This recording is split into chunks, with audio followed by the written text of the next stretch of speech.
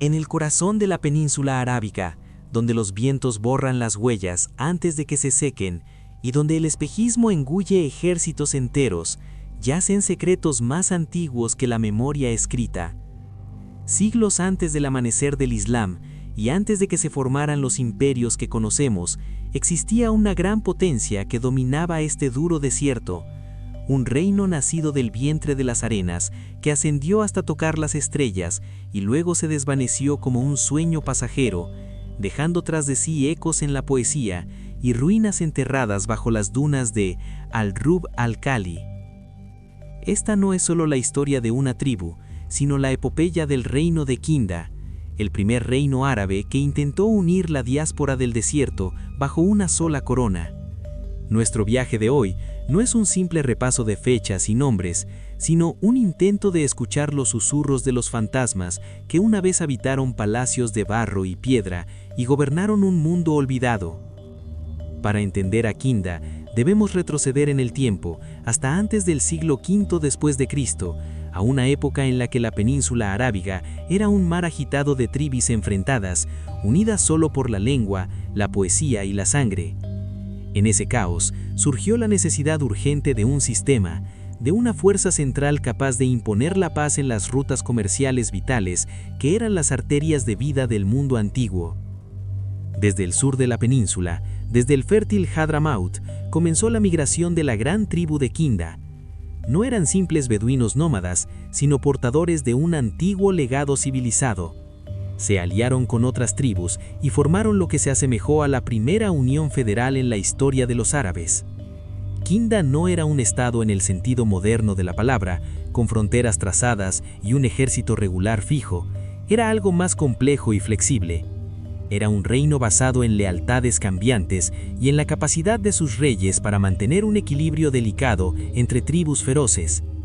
Sus reyes eran apodados Akil al-Murar, el comedor de hierbas amargas, un título que conlleva el sabor del duro desierto y la resiliencia inquebrantable.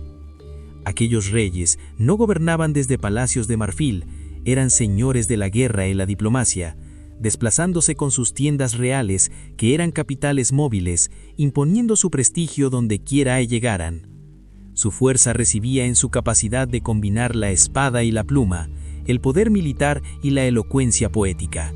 En el apogeo de su grandeza, Kinda controló vastas áreas de Nejd y Hiyaz, y su influencia se extendió hasta rozar las fronteras de los grandes imperios de la época, los sasánidas al este y los bizantinos al oeste. Eran la tercera potencia, el equilibrio estratégico que no podía ignorarse. Imaginen las caravanas de incienso, seda y especias cruzando miles de millas con seguridad bajo la protección de las espadas de Kinda, pagando impuestos a sus reyes. Esta riqueza comercial es lo que financió su ascenso y lo que los convirtió en objetivo de la codicia de sus poderosos vecinos. Pero si queremos tocar el verdadero espíritu de Kinda, debemos mirar lo que dejaron bajo las arenas. Qaryat al-Faw, esa capital legendaria que una vez fue la joya del desierto y hoy es un yacimiento arqueológico que narra historias asombrosas. No era un simple campamento, sino una ciudad civilizada en toda la extensión de la palabra. Las excavaciones revelaron palacios decorados con pinturas murales coloridas que muestran una clara influencia del arte helenístico y romano, lo que indica la apertura de Kinda al mundo. Se hallaron estatuas de múltiples deidades y templos donde el culto a Kal, el antiguo dios árabe, se mezclaba con influencias religiosas externas. Al-Faw era un crisol de culturas, una prueba viva de que el corazón de la península arábiga no estaba aislado de las civilizaciones del mundo antiguo. No olvides suscribirte al canal y dejar un comentario que nos anime.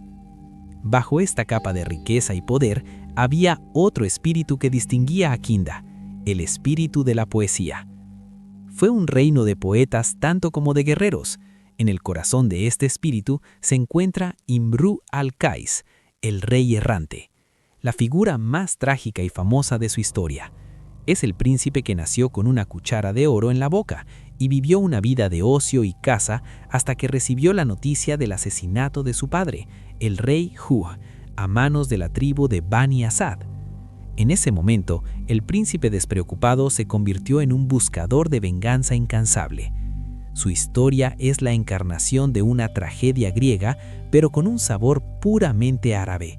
Sus palabras al recibir la noticia: «Me perdió cuando era niño y me cargó con su sangre siendo adulto.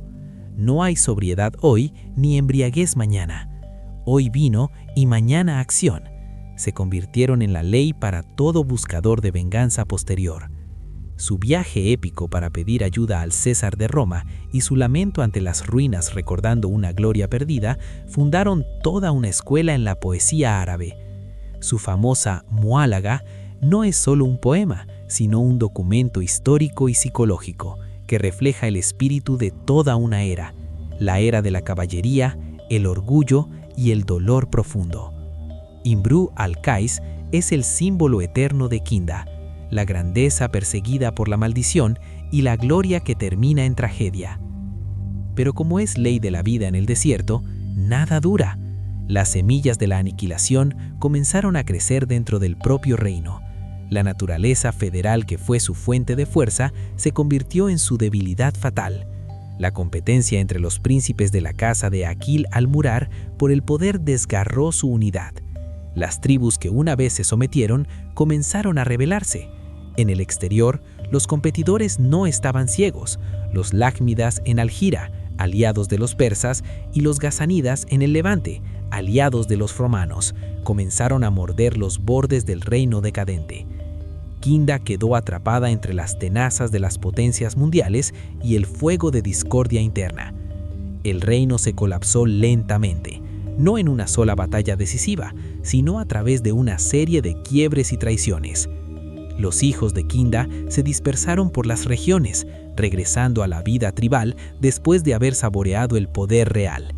Pero su caída política no fue el fin de su historia. Dejaron un legado imborrable. Prepararon el camino, sin saberlo, para la unificación de la península arábica que vendría más tarde con el Islam. Demostraron que los árabes eran capaces de construir una entidad política que trascendiera los estrechos límites de la tribu.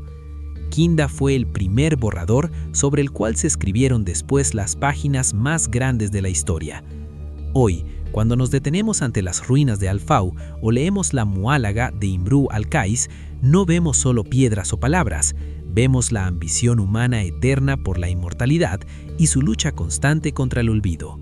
El reino de Kinda es un recordatorio permanente de que el poder y la gloria son efímeros y que lo que realmente queda es la huella que dejamos en la memoria colectiva de las naciones. Eran reyes como la arena, de la arena vinieron y a ella volvieron, pero el eco de sus voces aún resuena cada vez que el viento sopla sobre las dunas de Al-Rub al-Jalí, susurrando los secretos de un reino que una vez estuvo aquí y gobernó el mundo.